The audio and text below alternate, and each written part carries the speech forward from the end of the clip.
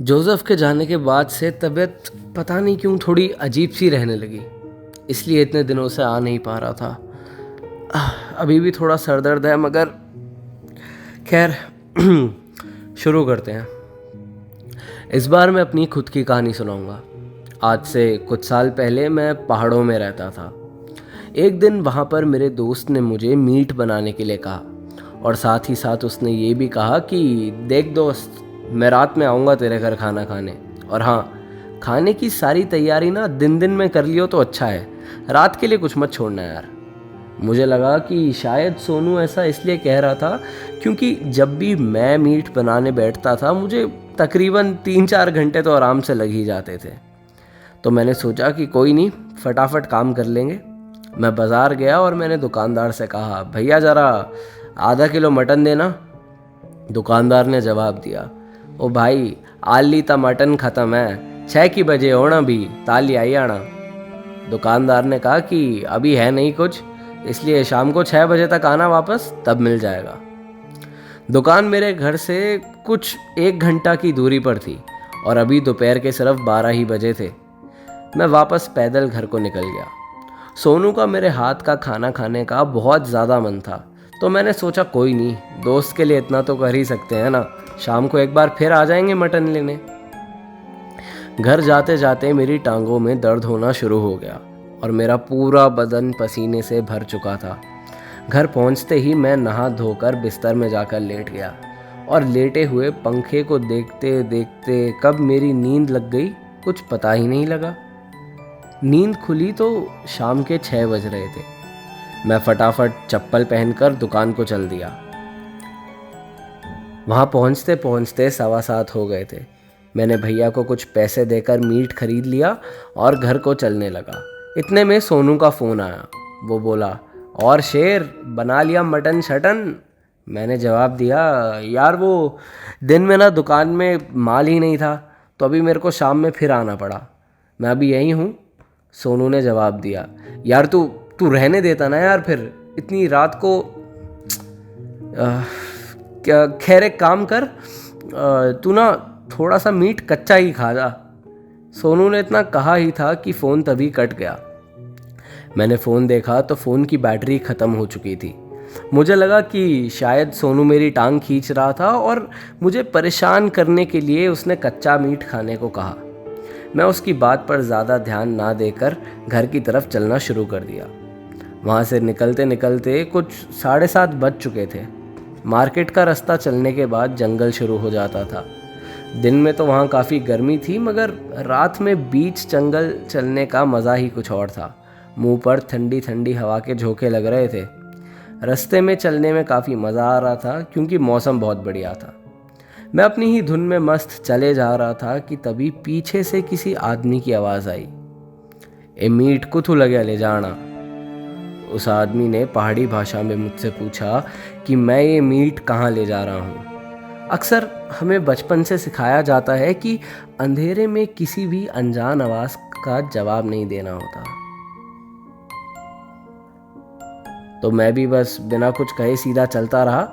इतने में पीछे से फिर से एक आवाज़ आई, मिंजो भी दे ही दे जरा की। वो मुझसे मीट का हल्का सा हिस्सा मांग रहा था। उस समय मुझे कुछ समझ नहीं आया। मैंने थैली को कसकर पकड़ लिया और थोड़ा तेज़ चलना शुरू करा।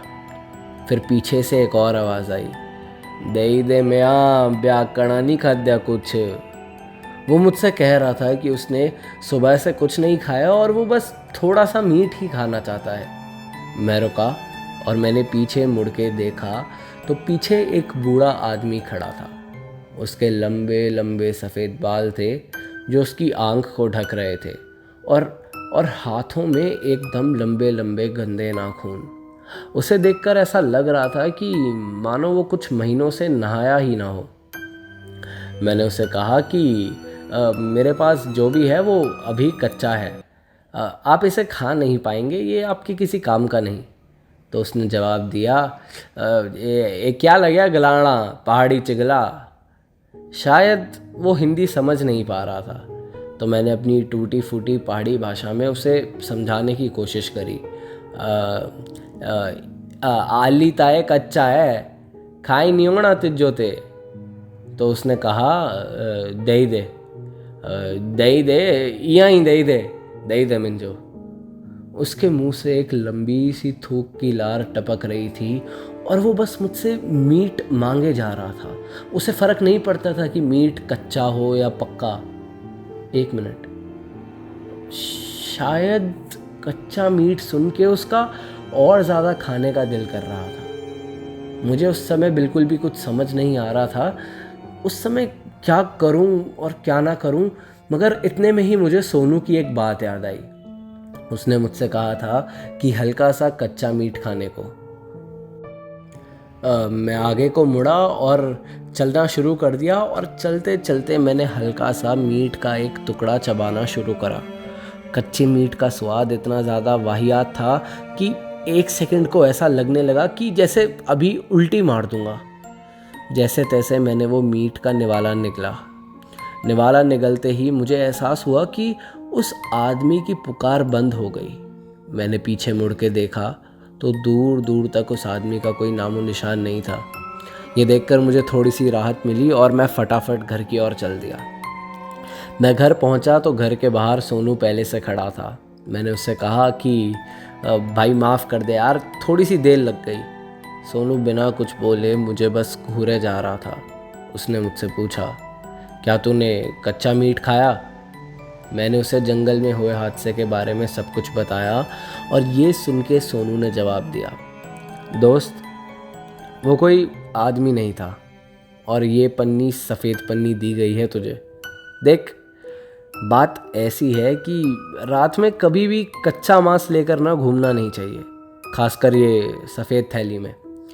रात में जब भी हम ऐसे कच्चा मांस लेकर जाएंगे तो हमारे आसपास कई सारी आत्माएं होती हैं जो इससे आकर्षित होंगी।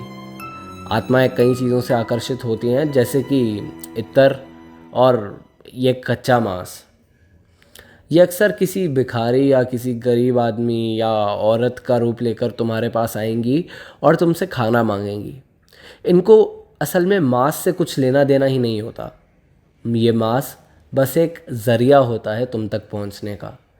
इसलिए अगली बार ध्यान रखना।